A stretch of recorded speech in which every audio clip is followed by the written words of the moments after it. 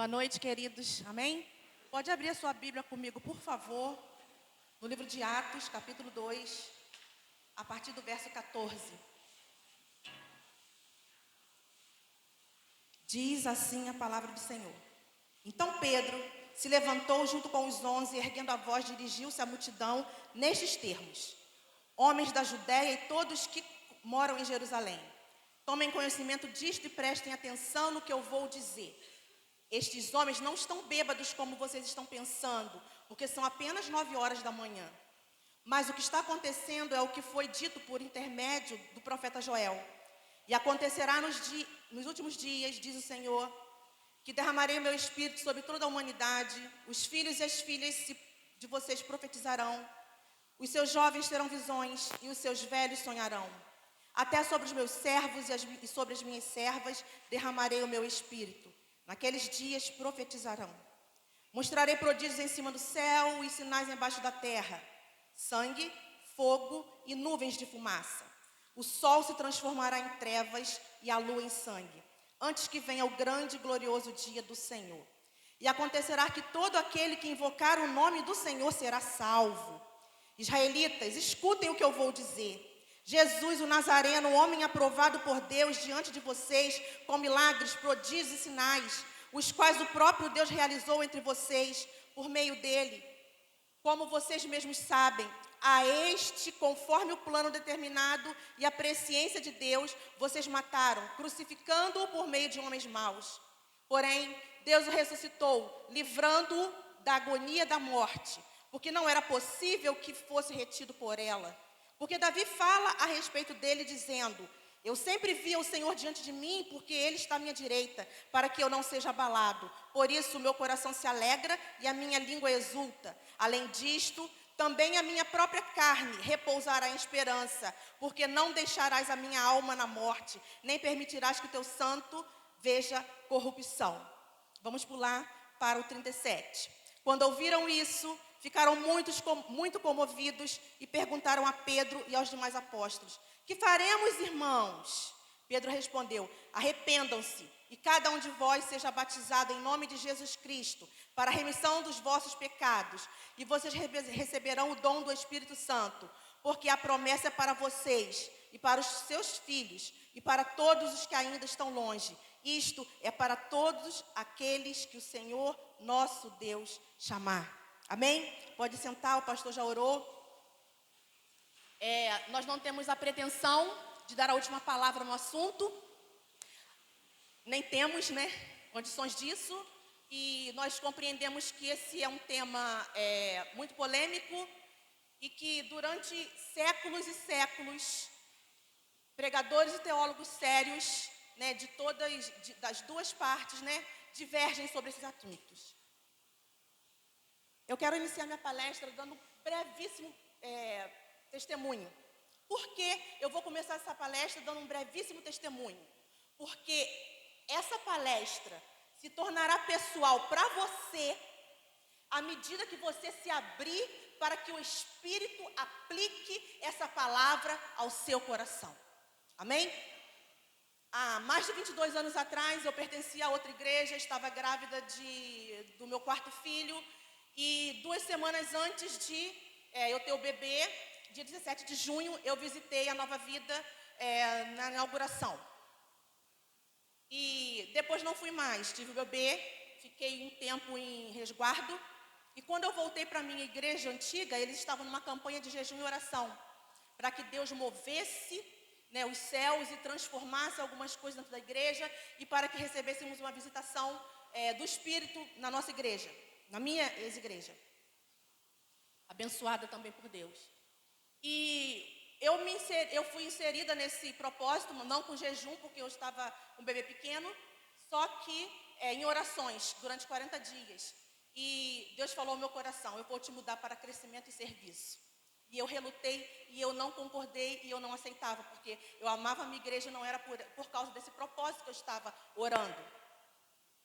Até que eu cedi, quando eu passava do outro lado da rua, a Maurina me gritava sempre da portaria: vem aqui, vem aqui. E eu com 4 crianças pequenas, e A igreja Nova Vida, para quem não sabe, era ali na João Valério, do lado de cá, era na esquina da minha casa, e eu comecei a visitar a igreja.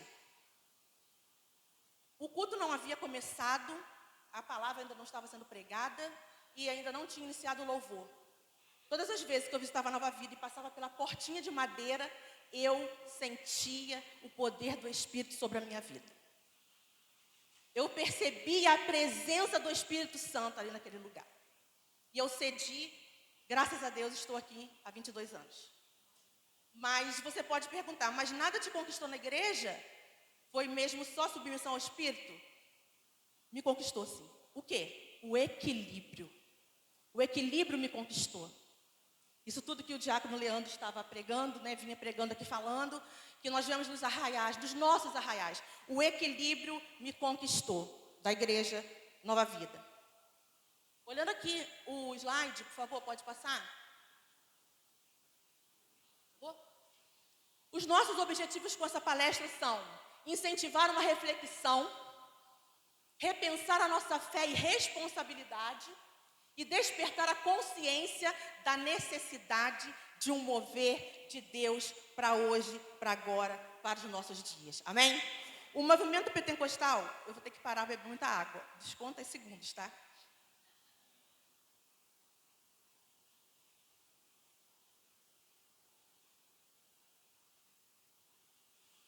O movimento pentecostal moderno começou em Azusa, em 1906.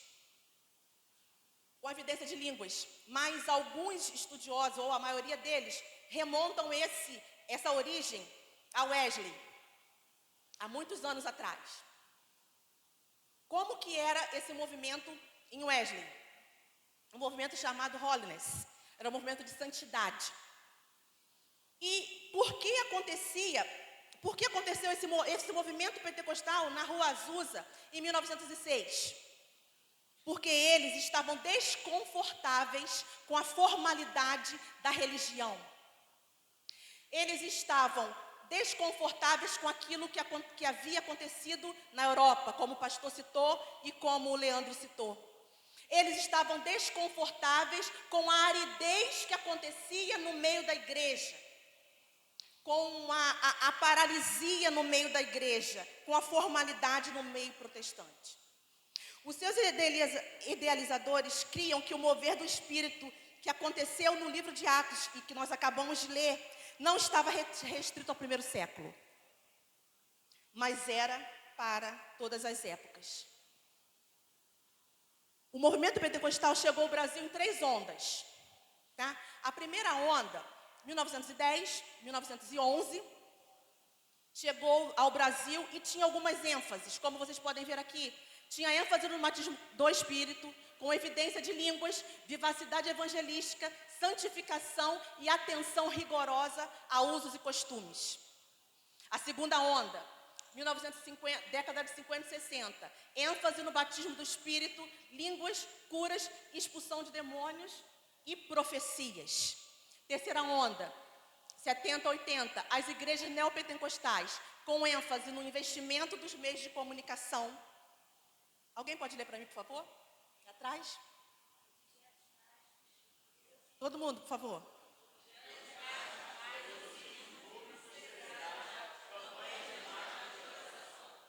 Isso. Mas só que a lista é muito, muito mais longa do que isso. A expulsão de demônios, ela era publicada. E faziam questão de que todos vissem o que a pessoa estava passando. Meios de comunicação em massa foram comprados ou alugados para que fosse transmitido isso. Como o Leandro falou, né, ele testemunhou aqui que ele veio de uma igreja neopentecostal e ele mesmo aqui na palestra anterior foi falando para que a gente tivesse uma ideia do que acontecia.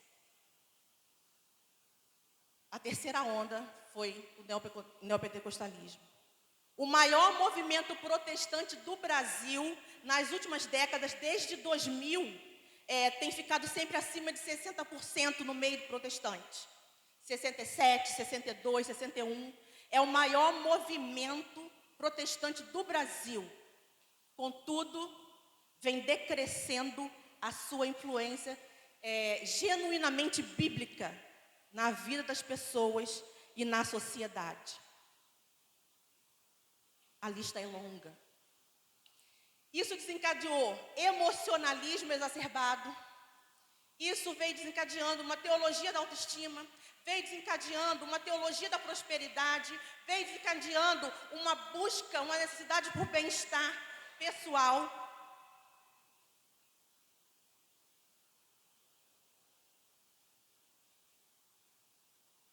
E muitos problemas que escandalizam aqueles que estão dentro e fora da igreja hoje em dia. A lista é longa. Tudo disseminado repetidas vezes e em larga escala pelas redes sociais.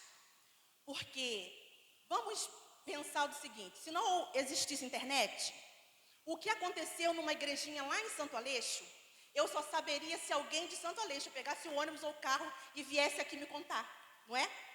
Mas, com o advento da globalização e da internet, tudo que acontece em todos os lugares, todo mundo sabe.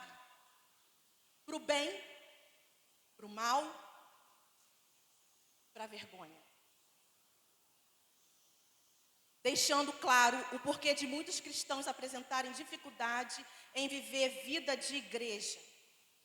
As consequências disso: migração protestante, superficialidade bíblica, sujeição a sistemas e doutrinas áridas, cessacionismo, ilusão ingênua ou orgulhosa de experiências com o Espírito Santo.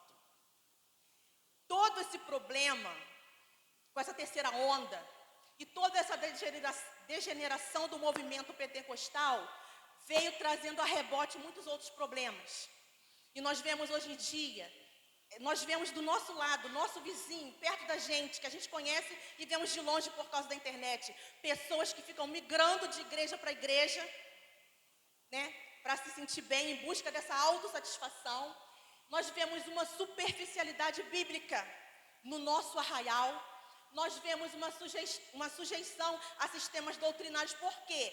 Pessoas que estão desprezadas e frustradas por tudo aquilo que vem acontecendo no meio pentecostal, procuram outras denominações. Quando procuram denominações equilibradas, damos glórias a Deus por isso. Agora, muitas delas descambam para um outro extremo, para fugir do extremo do neopentecostalismo, para fugir do extremo do emocionalismo, para fugir do extremo da publicidade. Elas vão para um outro extremo que chega ao cessacionismo ou um círculo de doutrinas, um sistema de doutrinas áridas. Tem muita letra, mas não vemos o Espírito. Tem muita letra, mas nós não percebemos o fogo do Espírito Santo. Os professores ficavam brincando e dizendo: olha só, é uma palestra ou é uma pregação? E eu dizia: é uma pregação, mas com muito fogo no coração. Uma palestra, desculpem, mas com muito fogo no coração. E você pode pensar: sou da Nova Vida, isso não acontece comigo aqui. Mas nós somos um corpo, a igreja de Cristo sobre a terra, a igreja de Cristo nessa nação. Nós somos um só corpo. E nós também devemos nos sentir responsáveis. E aqui nós precisamos parar, uma pausa para uma oração. Curva as suas cabeças em nome de Jesus. Deus, Espírito Santo, pedimos perdão, Senhor Deus, pela tua igreja. Pedimos perdão, Senhor Deus, por nossas vidas e pelos nossos irmãos. Te pedimos perdão, Senhor, porque não conseguimos achar o equilíbrio da tua palavra. Te pedimos perdão, Senhor Deus, porque nos envergonhamos, Senhor, daquilo que tem acontecido no nosso meio, nos nossos arraiais, Senhor. Te pedimos perdão e pedimos que o Senhor derrame sobre as nossas vidas da graça que o Leandro acabou de falar, da graça que o Leandro acabou de pregar. E, Senhor, em nome de Jesus, nos oriente, nos abençoe. Nós necessitamos de uma visitação do Espírito Santo dentro de nós e no nosso meio, em nome de Jesus. Desconta também, tá, Leandro? Dois extremos: cessacionismo e neopentecostalismo. O que vem a ser cessacionismo? Eles compreendem que os dons e o mover do Espírito Santo era para aquela época e aquela era especial dos apóstolos, porque precisava confirmar o ministério dos apóstolos de Jesus Cristo. Precisava confirmar o ministério apostólico de Jesus Cristo. Então, Deus, o Espírito Santo, os visitou com línguas, com cura, com sinais e com maravilhas, porque os dons e tudo aquilo está restrito naquela época. Outro extremo, neopentecostalismo, emocionalismo demais. Tudo é visão, tudo é profecia, tudo é revelação, tudo que acontece são... Lembra aquela pergunta que fizeram ali? Nós vamos até de madrugada, né? Então fale, não, tudo é algo do Espírito Santo, quando nós sabemos que tem muito emocionalismo e carne no meio disso tudo. São dois extremos que nós devemos fugir, por quê? Polarizações que trazem prejuízos à igreja. E nós precisamos clamar por equilíbrio em nome de Jesus. Não há outra maneira de se conseguir equilíbrio a não ser recorrendo às Escrituras, dependendo do Espírito Santo de Deus, exercitando os dons com temor e participando da Assembleia dos Santos. Porque no meio do povo de Deus há multidão de sabedoria. Ulisses vai falar sobre isso quando falar de desigrejados. Não há outra maneira de conseguirmos equilíbrio, a não ser no meio do povo de Deus, no meio da igreja, com o estudo diligente das Escrituras e na dependência do Espírito Santo. Isso é vida de igreja. Tá grande ali, vida de igreja, tá ali destacado, porque é o nosso tema da EBD esse ano. E o pentecostalismo é para hoje? Assim, cremos que sim. Me ajuda na pregação, tá, gente? Me ajuda na palestra, tá? Por quê? Eu tomo uma medicação e que minha boca fica um pouco seca, então quando eu falo muito eu tenho que beber muita água e vou ter que parar. Então me ajuda ministrando junto comigo, tá bom? O pentecostalismo, o Pentecostes é para hoje? Cremos que sim. Você leu comigo Atos 2, principalmente no 39, e Atos 4 diz assim. Vamos lá, Atos 4. A igreja em oração. Uma vez soltos, Pedro e João procuraram os irmãos e lhes contaram tudo o que os principais sacerdotes e os anciãos lhes tinham falado. Ouvindo isto, os unânimes levantaram a voz a Deus e disseram: Tu, soberano Senhor, fizeste o céu, a terra e o mar e tudo quanto neles há. Disseste por meio do Espírito Santo, por boca de Davi, nosso pai, teu servo. Por que enfureceram os gentios e os povos imaginaram coisas vãs? Os reis da terra se levantaram e as autoridades se juntaram contra o Senhor e contra o seu ungido. Porque, de fato, nesta cidade Herodes e Pôncio Pilatos, com gentios e gente de Israel, se juntaram contra o teu santo servo Jesus, a quem ungistes, para fazerem tudo o que tua mão e o teu propósito predeterminaram. Agora, Senhor, olha para as ameaças deles e concede aos teus servos que anunciem a tua palavra com toda ousadia, enquanto estendes as mãos para curar, fazer sinais e prodígios por meio do nome do teu santo servo Jesus. Tendo eles orado, tremeu o lugar onde estavam reunidos. Todos ficaram cheios do Espírito Santo e com ousadia anunciaram a palavra de Deus. Glória a Deus. Nós cremos que sim. Cremos que aquilo que começou no Pentecostes, cremos que aquilo que começou através dos apóstolos, ainda é para hoje, ainda está à nossa disposição. As orações, o mover de Deus, o tremor, tudo aquilo que nós vemos em Pentecostes, nós podemos reivindicar para os nossos dias. É lógico que nós sabemos que não existem mais apóstolos e nem profecias com o mesmo peso das Escrituras, mas nós cremos na continuidade dos dons. Amém? Outro slide, por favor. E o batismo do ou no Espírito Santo? Não há consenso sobre a nomenclatura. Alguns reformados falam sobre que há um batismo inicial, quando nós nos convertemos, há um batismo inicial e há um derramar do Espírito Santo sobre as nossas vidas, mas que depois nós temos plenitudes, há uma plenitude e uma busca contínua por enchimento. Outros teólogos, principalmente no meio pentecostal, dizem que há uma segunda experiência e chamam de batismo do Espírito Santo. Não há consenso sobre a nomenclatura. Stott vai dizer que sim, é uma bênção inicial quando o cristão se converte e é habitado pela pessoa do Espírito Santo, no seu livro. Depois, isso na página 38 a 41, na página 69 do livro dele, ele vai dizer que ele conhece cristãos genuínos, sérios, que narram, que testemunham que tiveram uma experiência incomum e muito poderosa com o Espírito Santo de Deus. Então, deixando de lado a questão da nomenclatura, assim, uma consciência profunda e inabalável sobre a pessoa do Espírito Santo em nossas vidas, dentro de nós. Concordamos que há uma experiência mais profunda. Concordamos que essa experiência está ao alcance de todo cristão. Sabe? É uma imersão, é um transbordar na pessoa do Espírito Santo de Deus, mesmo que não haja concordância sobre a nomenclatura.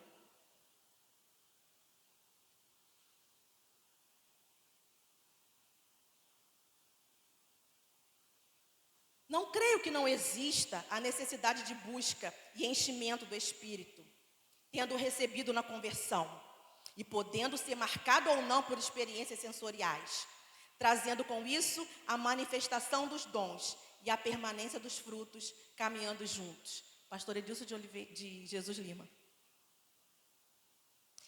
E as línguas em Atos 2?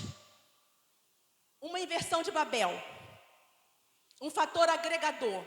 Foi derramado sobre eles línguas como de fogo e passaram a falar em línguas estrangeiras. E todas as pessoas de outras nações que estavam ali compreendiam que eles estavam adorando a Deus e declarando e manifestando as maravilhas de Deus, cada um na sua própria língua. A inversão de Babel, cada um com língua diferente, fator agregador, declarando as maravilhas de Deus para todos aqueles que estavam ali. E as línguas e os dons? Cremos que são contemporâneos e a busca deve ser incentivada. Não temos tempo, Belão está levantando ali para mim uma placa, não temos tempo de falar sobre cada dom aqui pormenorizadamente. Para isso, te convidamos a fazer parte de um estudo mais aprofundado na nossa escola bíblica. Que esse ano estaremos estudando o livro de Coríntios. Os professores estão rindo de mim. Todos os professores rindo de mim. Tá? Todos os professores estão rindo de mim. Te fazemos esse convite. Não porque queremos ter igreja cheia. Não porque queremos ter uma sala cheia. Mas porque nós queremos dividir o dom que habita em nós. Dividir um dom com você e te abençoar assim como nós somos abençoados também. Amém? Continua, por favor.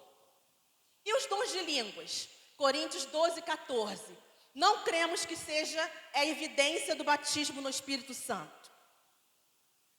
Ou experiência, ou plenitude, como alguns colocam essa nomenclatura. Não cremos que seja a evidência. Na verdade, historicamente, dizem que a relação do batismo com o Espírito e o dom de línguas começou em 1900 com o professor do sênior, né? Aquele que liderava lá Azusa, com o professor dele que se chamava Parham, e ele que começou a juntar, né, a questão dos dons de línguas com a questão do batismo com o Espírito Santo. Não cremos que seja a evidência. Fala em língua, está cheio ou pleno do Espírito Santo. Não fala, não está cheio ou pleno do Espírito Santo. E nós temos que ter muito cuidado e amor. Por quê?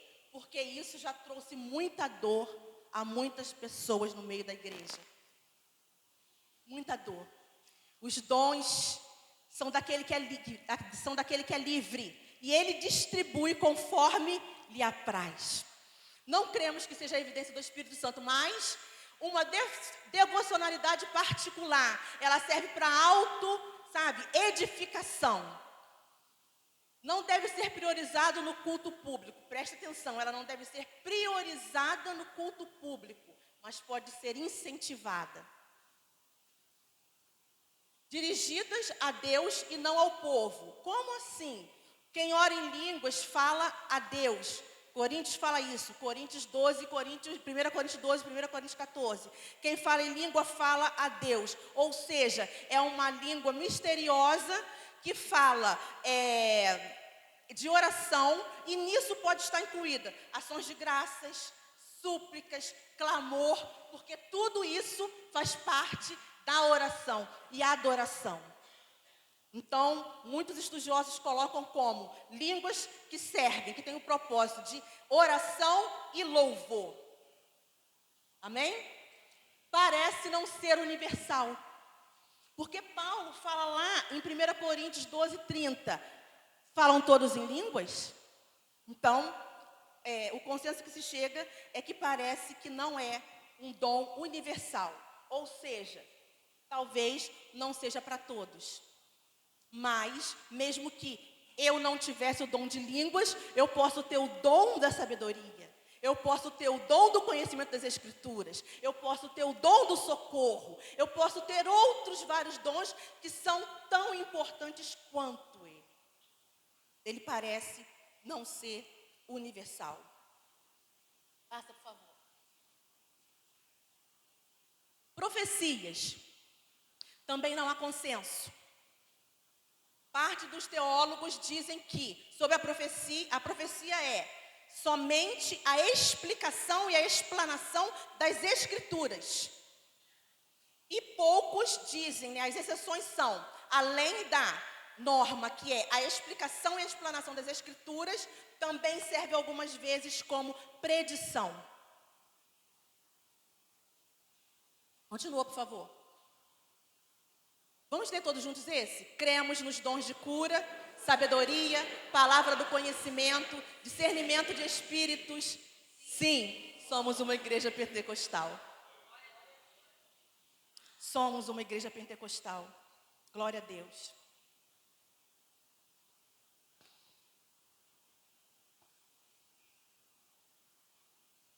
Vivamos na expectativa do milagre divino. Há um grupo, os sensacionistas dizem que os dons não são para hoje, milagres não são para hoje, sinais não são para hoje, maravilhas não são para hoje. Não buscam, não pensam nisso, não falam sobre isso, estão fechados com essa negação. Há um grupo até intermediário que diz que até acredita que por ser soberano, Deus pode vir, visitar e curar e operar um milagre e operar maravilhas ou não, mas não buscam e não se colocam nessa dependência. Como vive uma igreja pentecostal? Ela crê que os dons são para hoje. Ela busca. Ela vive ansiosa por encontro com Deus. Ela sai de casa para ver a igreja pensando, hoje pode ser o meu milagre. Hoje pode ser o dia que Deus vai transformar a minha história. Hoje pode ser o dia que Deus vai agir na minha vida. A igreja pentecostal, além de crer, ela tem esse diferencial que ela crê e ela busca. E ela tem um anseio de encontros com Deus. E ela tem um anseio do enchimento do Espírito. E ela tem um anseio da plenitude do Espírito Santo. E ela tem um anseio em ver Deus agindo hoje, como agiu naquela época em Pentecostes. Passa, por favor. Stott diz, era um teólogo reformado. A igreja carece de um sopro vivificante do Espírito Santo. Hernandes Dias Lopes diz, também reformado, a teologia precisa ser encarnada. O que está aqui precisa passar por aqui e vir para cá. A teologia precisa ser encarnada. Caminhando para o final, pergunte ao seu irmão assim, por que somos pentecostais? Por que somos pentecostais? Cremos na contemporaneidade da obra que começou em Pentecostes, em Atos dos Apóstolos. Continua, por favor. Cremos na contemporaneidade dos dons. Cremos que o Espírito é livre, soberano e faz o que quer, com quem quiser e na hora que Ele quiser. O vento sopra e ninguém sabe para onde ele vai ou de onde ele veio. Assim é o Espírito de Deus, livre e soberano, tocando em nossas vidas, transformando corações, curando, agindo, tocando, abençoando, transformando igrejas, transformando galho seco, em árvore viva. Transformando ossos secos em pessoas que se levantam e começam a pregar o Evangelho. Transformando toda a aridez em vida, trazendo vivacidade, trazendo luz, trazendo cor para as nossas vidas. Porque o Espírito é livre e Ele é soberano, em nome de Jesus. Cremos que esse Espírito é pessoal. Quando você olha Atos 2, do versículo 2 ao 4, você percebe que não veio uma língua sobre a coletividade, mas a palavra de Deus diz, uma língua sobre cada um deles. Não obstante nosso Deus ser soberano, ser livre, todo-poderoso, vislumbrar todas as coisas ao mesmo tempo e poder tocar em todos ao mesmo tempo, Ele é um Deus pessoal, que te convida, sabe, para um relacionamento pessoal e que trata contigo na individualidade e na pessoalidade. Somos uma igreja pentecostal.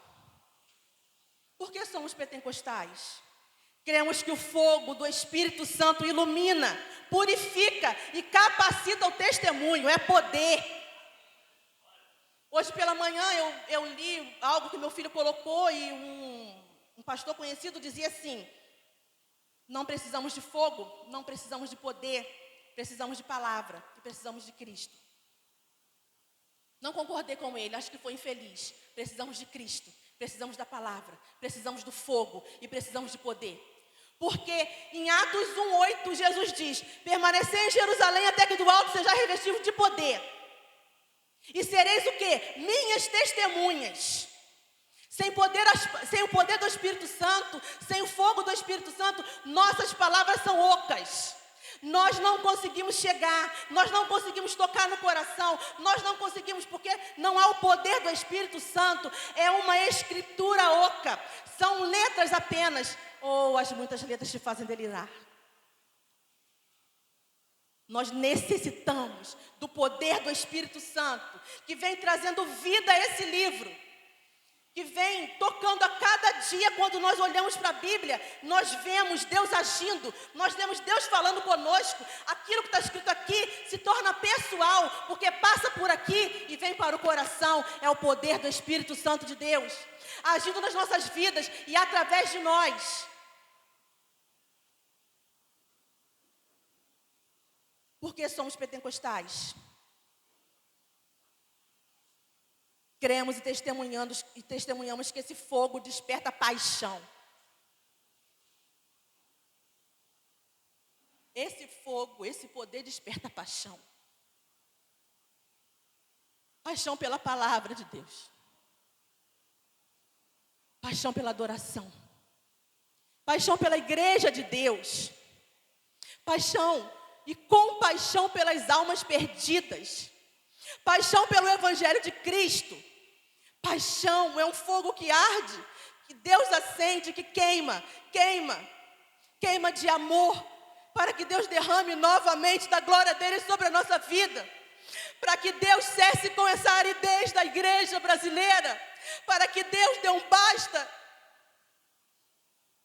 E a igreja passe do emocionalismo a fazer, a viver vida cristã de verdade, vida de igreja. Nós precisamos do fogo do Espírito Santo. É um fogo que queima o pecado. É um fogo que queima tudo aquilo que não é, sabe, a favor da palavra de Deus. É um fogo que te dá poder para se levantar e dizer: eia, eu e minha casa serviremos ao Senhor, não importa o que aconteça. Eia, essa igreja continuará servindo ao Senhor, não importa o que aconteça. Eia! O Espírito Santo de Deus queima o nosso coração, trazendo vida. As letras saltam para nós. As letras das Escrituras saltam para nós quando há um mover do Espírito Santo nas nossas vidas. Porque nós somos pentecostais. Cremos que o Espírito desce apontando para Cristo e reafirmando o alvo do revestimento de poder, testemunhar a Cristo. Quando o Espírito desce, Ele não quer exaltar o homem. Quando o Espírito desce, Ele não quer brincadeira.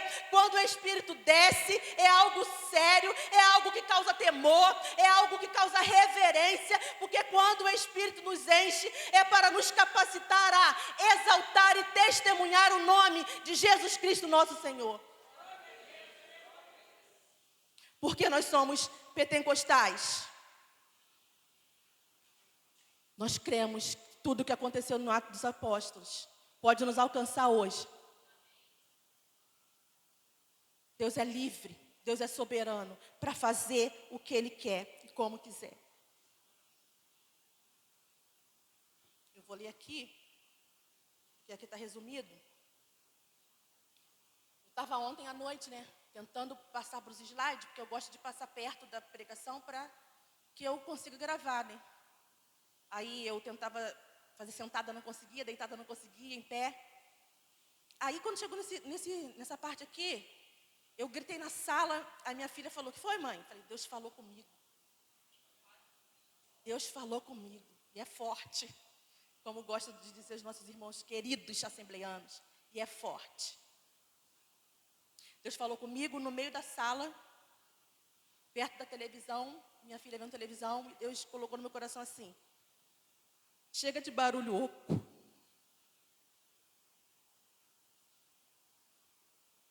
Chega de barulho sem expressão.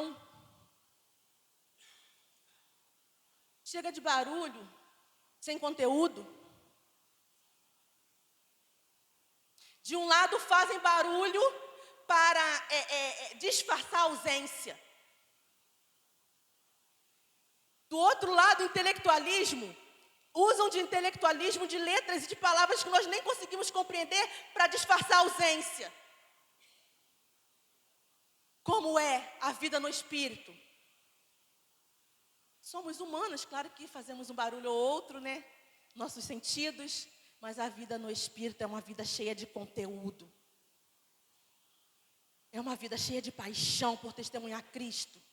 É uma vida cheia de paixão, pela obra de Deus e pela igreja de Cristo. O Juninho vai falar sobre isso aqui no sábado.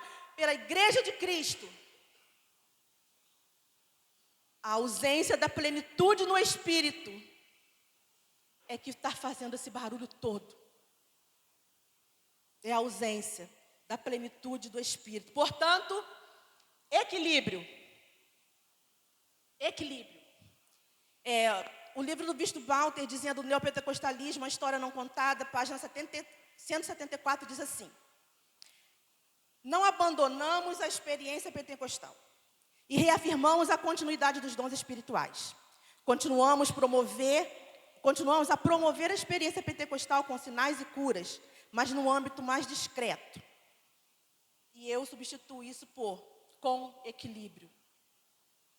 Somos pentecostais. Por quê? Aqui. Essa promessa, todos juntos, por favor. Essa promessa é para vós, para vossos filhos e tantos quantos o Senhor chamar. Amém? Vamos ficar de pé? Vamos dar as mãos? O pastor vai orar por nós, mas eu queria antes que você se colocasse diante de Deus e que nós pudéssemos confessar como igreja de Cristo. E que nós pudemos fazer como o Leandro pregou aqui: vá e não peques mais. Senhor, em nome de Jesus, estamos de mãos dadas como um só povo aqui, Senhor. Estamos de mãos dadas, Senhor, como teu povo, o teu corpo, a tua igreja viva, Senhor. E nós estamos clamando, Senhor Deus, por misericórdia, por graça, Senhor. Nós estamos clamando àquele Deus que pode todas as coisas. Estamos clamando a um Deus todo-poderoso. Estamos clamando a um Deus que desce como fogo. Estamos clamando a um Deus que enche os nossos corações. Estamos clamando por um Deus que pode nos encher de poder. Estamos clamando por um Deus que é generoso. Estamos clamando por um Deus que é santo. Estamos clamando por um Deus que é poderoso. Estamos clamando por um Deus que é justo. Estamos clamando, Senhor, ao Senhor em nome de Jesus Cristo e na dependência do Espírito Santo. Perdoa a tua igreja, perdoa a tua igreja, perdoa a tua igreja, Senhor. Perdoa todas as vezes que deixamos de fazer aquilo que o Senhor quer. Perdoa todas as vezes, Senhor, que nos inclinamos para um extremo. Perdoa nos inclinarmos para o outro extremo. Perdoa-nos, Senhor, em nome de Jesus, Senhor. Nós cremos no Seu mover, nós cremos no Teu fluir, nós cremos no Teu poder, nós cremos, Senhor Deus, num Deus que desce, nós cremos num Deus que se inclina para nós, Senhor, em nome de Jesus, Senhor. Não queremos ser mais os mesmos, não queremos ser mais os mesmos, Senhor. Nós precisamos de Ti, da Tua unção, da Tua visitação, do Teu fluir, da Tua graça, da Tua misericórdia, do Teu poder. Nós precisamos de Ti, Senhor. Visita a nossa igreja, Senhor. Visita a nossa igreja, Senhor, em nome de Jesus, Senhor. Deus, nós precisamos de Ti. Estamos confessando os nossos pecados. Estamos confessando o pecado da igreja, Senhor. Não vamos desistir, Senhor. Enquanto tivermos vida, não vamos desistir, Senhor, de ver a Tua obra enchendo a terra como as águas cobrem o mar.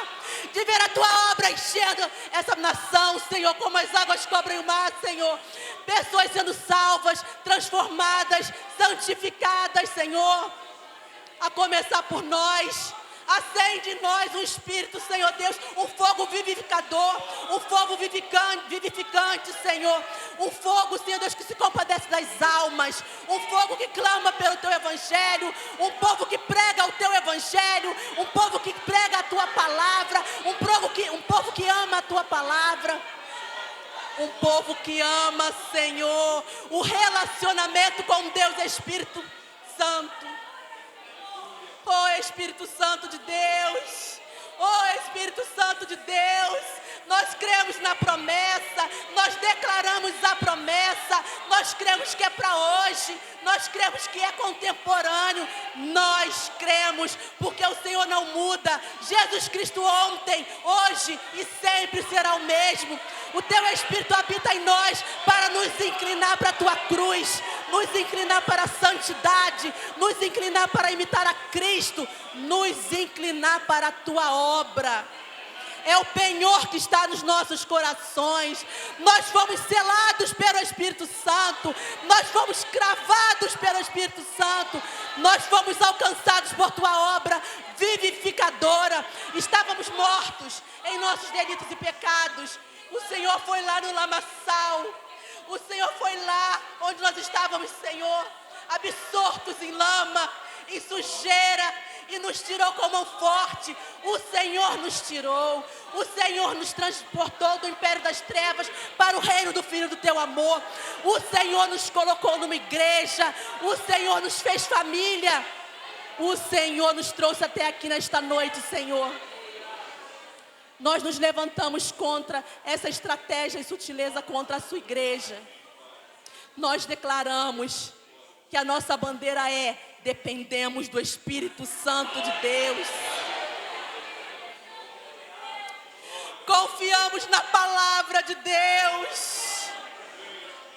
Levantamos a bandeira das Escrituras Sagradas e não queremos estar fora dela, nem além, ok?